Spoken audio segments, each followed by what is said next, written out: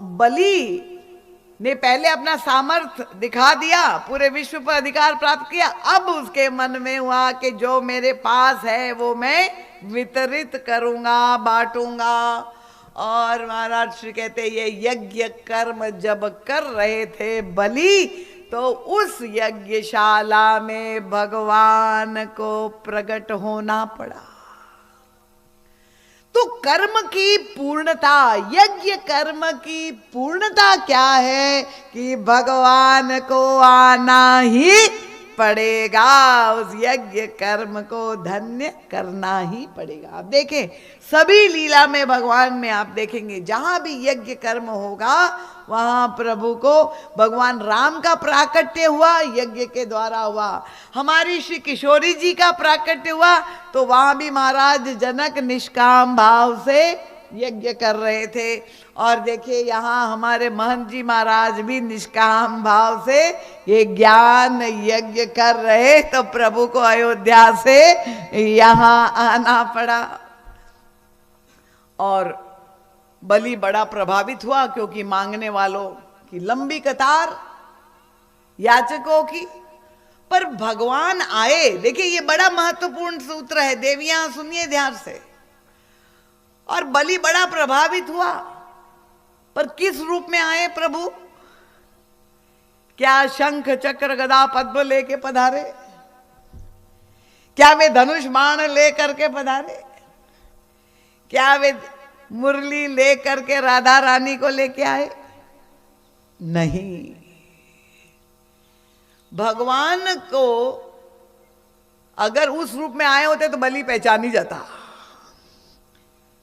पर प्रभु के तो सर्वरूप है। प्रभु ने इस समय चुना क्या है, बौना रूप धारण करके, बटुक रूप धारण करके आए 52 उंगली के बामन भगवान। बलि ने देखा ऐसा तेजस्वी मुखमंडल देदीप्यमान, जहां ललाट प्रभावित हुआ, लगता है बड़ा विद्वान ब्राह्मण है, पर ये नहीं पहचान पाया कि साक्षात भगवान मेरे द्वार पर खड़े हैं। यही देखिए गोस्वामी तुलसीदास जी के सामने भी भगवान आए। वो घटना आप जानते हैं ना, कि जहां पर चित्रकूट के घाट पर चंदन घिस रहे थे गोस्वामी जी, और प्रभु राजकुमार के रूप में घोड़े पर सवार होकर के आए, हमारे बाबा गोस्वामी जी पहचान नहीं पाए। इसलिए भक्त लोग कहते ना जाने किस रूप में नारायण मिल जाए, प्रभु किस रूप में आएंगे ये कोई नहीं दावे से कह सकता। इसलिए सबते मिलिए धाय, सबसे प्रेम पूर्वक व्यवहार करना चाहिए। गृहस्थ आश्रम में रहते हुए पता नहीं हम अपना यज्ञ कर्म करते हुए कब प्रभु आ करके हमारे यज्ञ को पूर्णता प्रदान करे। और बलि के सामने भगवान खड़े हैं, हाथ में पात्र है, याचक बन करके आए और बड़ी बड़े प्रसन्न होके कहा, ब्राह्मण देवता तुम क्या चाहते हो? देखिए प्रभु ने पलट करके कहा, बलि तुम क्या दे सकते हो? बलि ने देखा ब्राह्मण की हो, उनका तुम जानते नहीं मैं कौन हूं? मैं बलि, मैं महाबली, मेरे लिए कुछ भी अदे नहीं है। तुम जो भी मांगना चाहते हैं मांग लो।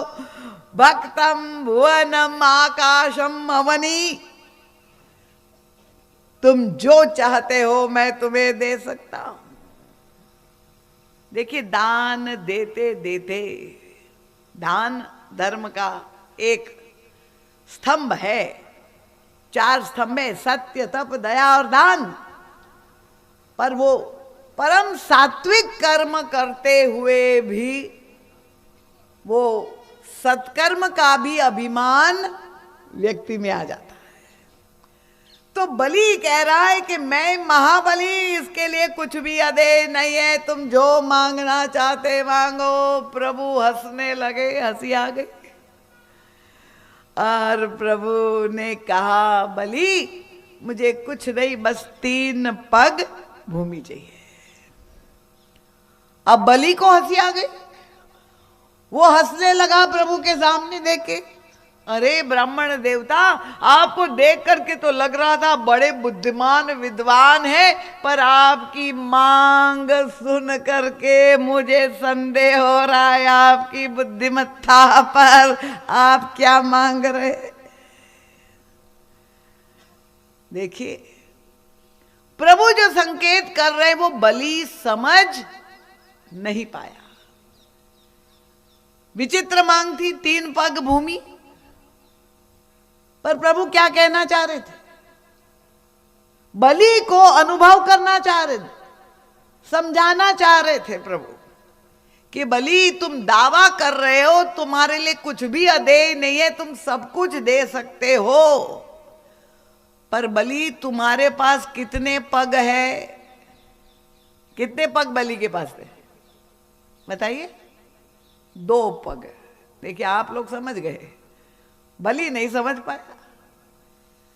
प्रभु का संकेत था कि जो इसके पास जितना है वही तो वो दे सकता है कि नहीं? जैसे आजकल लोग समाज कल्याण करने के लिए निकले हैं, एनजीओ बांट रहे। क्या बांट रहे? सुख बांट रहे। हम सबको सुखी करना चाह रहे, सुख बांट रहे। बहुत अच्छी बात है, सबको सुखी कर दो, पर उनके जीवन में झांक करके देखो कि सुख है कि नहीं। जो स्वयं इतने दुखी है वो सबको सुख बांटने का दावा कर रहे। तो आपके पास जो है वही तो आप दे सकते हैं। प्रभु ये बताना चाहते कि ये 2 पग वाला 3 पग कैसे देगा? ये प्रभु बलि को समझाने का प्रयास कर रहे हैं कि बलि तुम अपने सामर्थ्य को अनुभव करो। तुम समझ बैठे हो मैं इतना बड़ा हूं, पर तुम इतने बड़े नहीं हो जैसा तुम अपने आप को समझ रहे हो। महर्षि कहते वो दान देने का अभिमान इतना विराट हो गया था कि भगवान भी बौने लगने लगे। इतना विराट, मैं महादानी महाबली। और ये चर्चा जब हो रही थी तो बलि के गुरु शुक्राचार्य जी महाराज बाजू में बैठे हुए थे, जो यज्ञ करवा रहे थे। उन्होंने सुना, बड़ा विचित्र मांग, ऐसी अद्भुत संवाद चल रहा है, 3 पग भूमि। ध्यान से उन्होंने देखा ये जो ब्राह्मण है वो कौन है, और पहचान गए। ओहो, तुरंत अपने चेले की जांग में ऐसे उंगली खोसी, चलो चलो उठ के आओ, इधर आओ, थोड़ा इधर आओ। आज्ञाकारी था, गुरुदेव ने कहा चला गया। बलि उठ करके शुक्राचार्य ने पूछा, बलि ये तुम जानते हो ये आए हैं वो कौन है? कहा नहीं महाराज, मैं तो नहीं पहचानता, मुझे तो लग रहा है कोई विद्वान ब्राह्मण है। नहीं बलि, वो साधारण ब्राह्मण नहीं, वो साक्षात भगवान विष्णु। बलि तो धन्य हो गया, लेट गया, गुरुदेव के चरणों में कस के पकड़ लिया, प्रणाम किया। गुरुदेव, जो मेरे पास दृष्टि नहीं आपने प्रदान की, गुरु गोविंदो खड़े काके लागू पाई। इसलिए कहते बलिहारी गुरु आपने गोविंद दिया। हम लोग इसलिए तो गुरु भाव से इतने डूबे हुए कि जो सामर्थ्य रखते। यहां तक गुरु की भूमिका बिल्कुल ठीक थी, पर उसके बाद शुक्राचार्य ने बलि से पूछा, तुम जानते हो ये क्यों आए भगवान वामन? उनका नहीं महाराज, मैं नहीं जानता। उनका तेरी सारी संपत्ति हड़पने के लिए आए,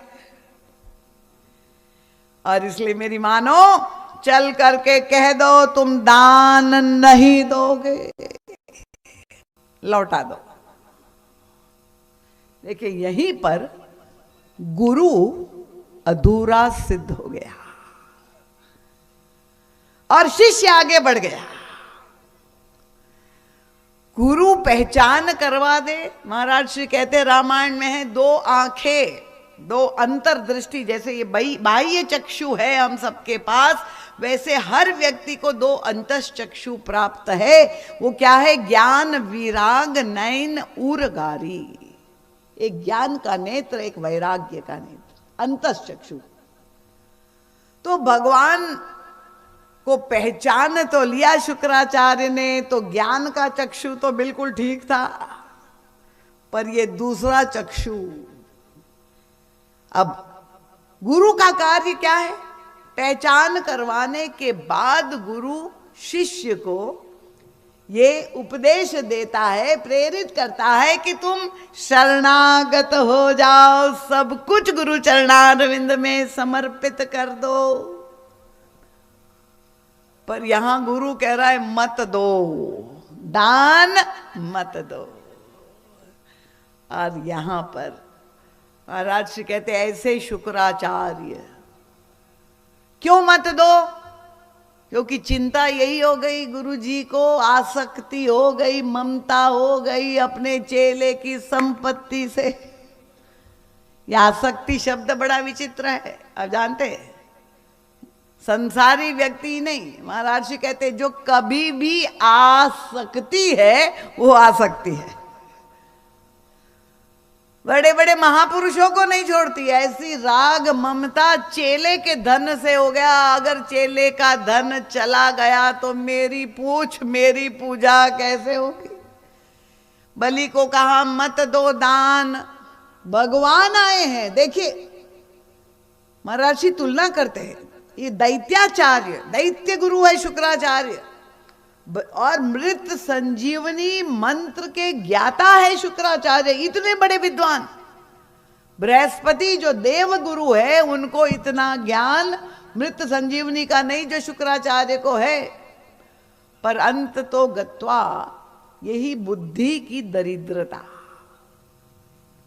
भगवान आए हैं और गुरु समझ रहा है, कह रहा है उनको मत दो, पर चेला यहां आगे निकल गया। उनका गुरुदेव आपकी इस बात को मैं नहीं मानूंगा, मैं अवश्य दूंगा। जब आप कह रहे साक्षात गुरु भगवान आए हैं तो उनमें तो सर्वसमर्थ है, वो तो छीनने की भी क्षमता रखते हैं। पर जब मुझे दान देने का गौरव प्रदान कर रहे हैं तो मैं अवश्य दूंगा, आपकी बात नहीं मानूंगा। और तब इतना क्रोध आया, बहुत समझाने का प्रयास किया, नहीं माना। तो शुक्राचार्य ने कि मैं श्राप देता हूं, जा तेरी सारी संपत्ति नष्ट हो जाए। आप सोचिए हम लोग होते और गुरु ने श्राप दिया तो कितने व्याकुल होते। गुरु जी ने श्राप दे दिया, पर बलि बड़ा प्रसन्न हुआ। देखिए गुरुदेव आप आए थे मेरी संपत्ति बचाने के लिए, और आप भी के मुख से ये निकल गया कि तुम्हारी संपत्ति नष्ट हो जाए। इसका मतलब कि ईश्वर का संकल्प सर्वोपरि है, और इसीलिए चला गया यज्ञशाला दान देने के लिए। भगवान वामन वहां खड़े थे। अब आप जानते हैं कर्मकांड में दान देना हो तो हाथ में संकल्प लिया जाता है, जल कुशा अक्षत कुछ धन इत्यादि रख करके और संकल्प लिया जाता है।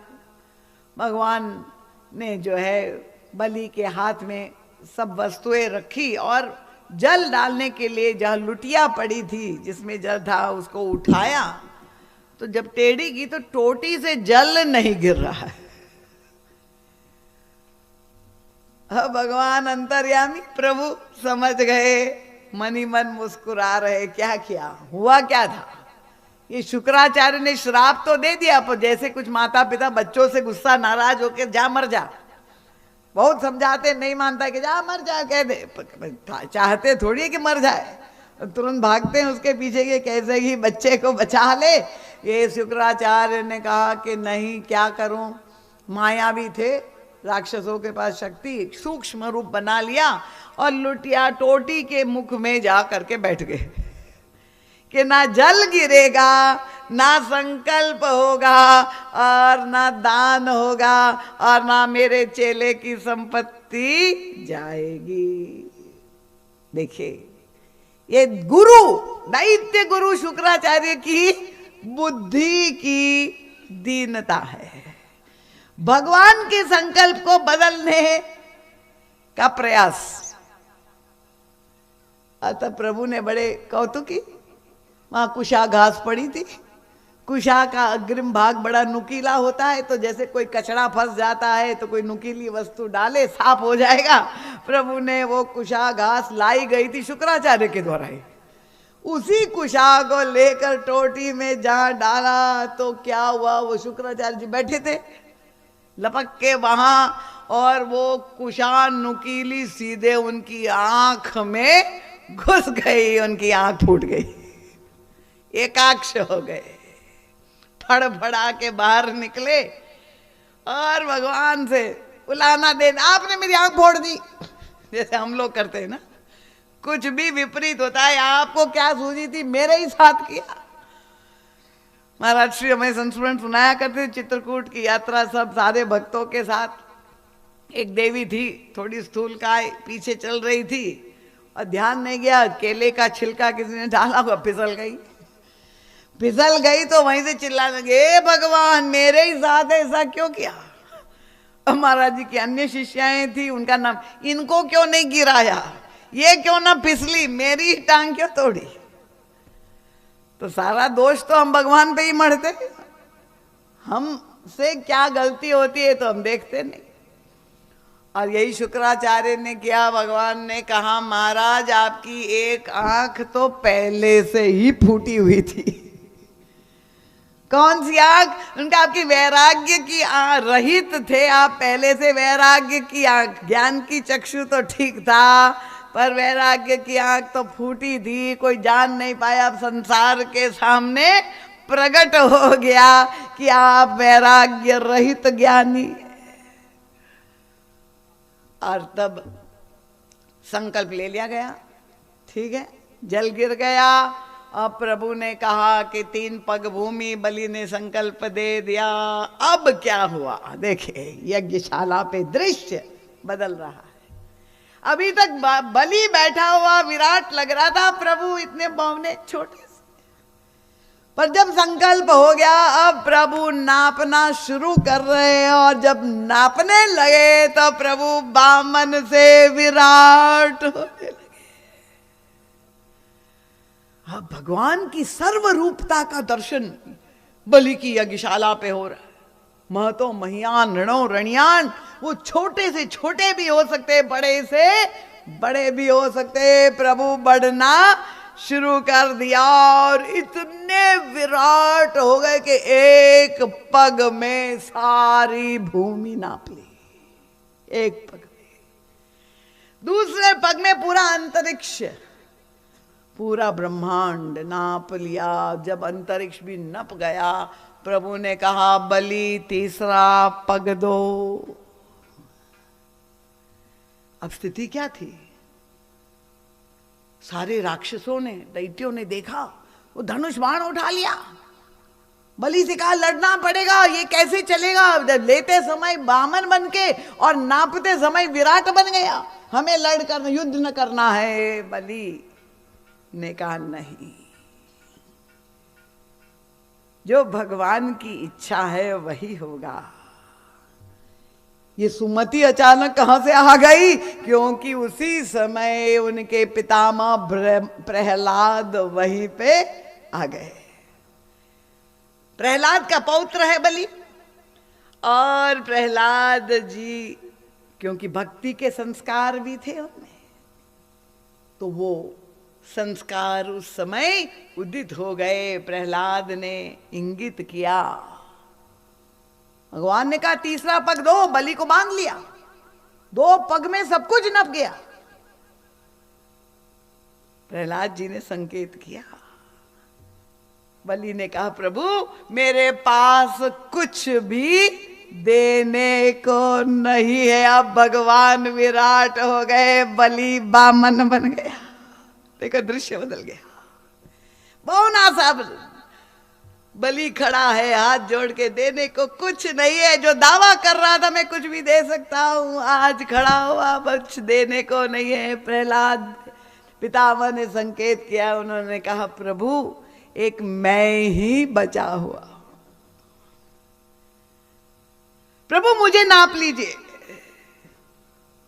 और तब प्रभु ने तीसरा चरण अपना बलि के सिर पर रख दिया और प्रभु ने कहा मैं प्रसन्न हूं, तुम्हारे दान का व्रत पूर्ण हो गया। उसको पाताल लोक में भेज दिया।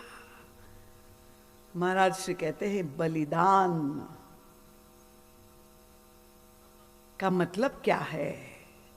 जो बलि के समान दान देता है, सारा धन, सारी संपत्ति, सारे ब्रह्मांड का भी दान दे दो तो भी बलिदान नहीं होगा जब तक आप अपने मैं का दान नहीं दोगे, अपने अहंकार का दान नहीं दोगे, तब तक बलिदान नहीं होना चाहिए।